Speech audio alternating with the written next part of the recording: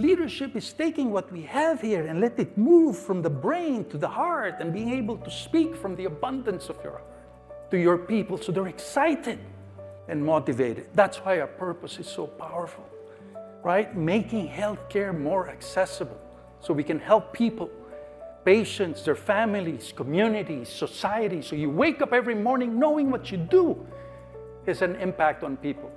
I like to emphasize the connection of the dots, because regardless of your function, your geography, your role and position, you need to be able to explain to your people and encourage them to actually connect the dots that eventually lead to a patient being better. I'm reminded of this story. During the early years of John F. Kennedy's presidency, he put a stake on the ground and he said, the United States will be the first country to send a person to the moon. Months or a year followed. The story goes he visited NASA to see the progress made. He walked the corridors.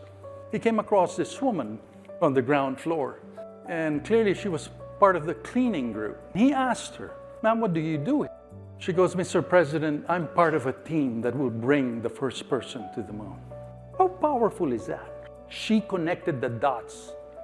I bet you her supervisor was able to communicate to her exactly the value that she creates. Once we connect the dots, the passion arises. And you gotta be enthused. With enthusiasm, go out there, encourage your respective teams. And what happens is when you have teams, individuals, starting with the leaders with that passion and enthusiasm, they're committed to deliver outstanding customer experiences.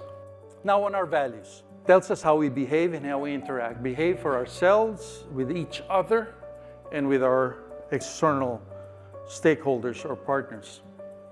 The first value is upholding the highest standards of integrity.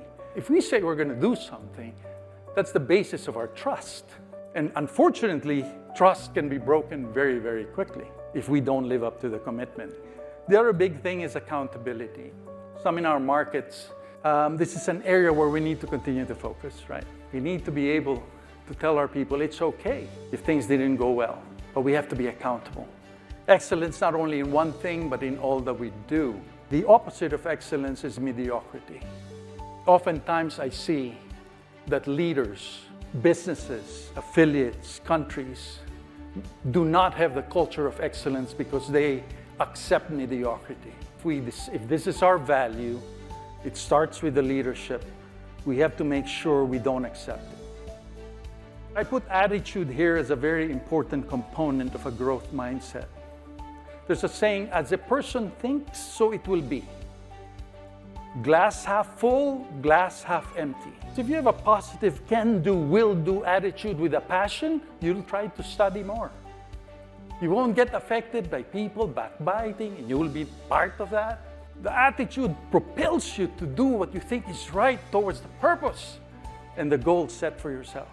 We're a part of a bigger team. There's no I in team. There's no business unit or function that's more important than Zuellig Pharma as a whole.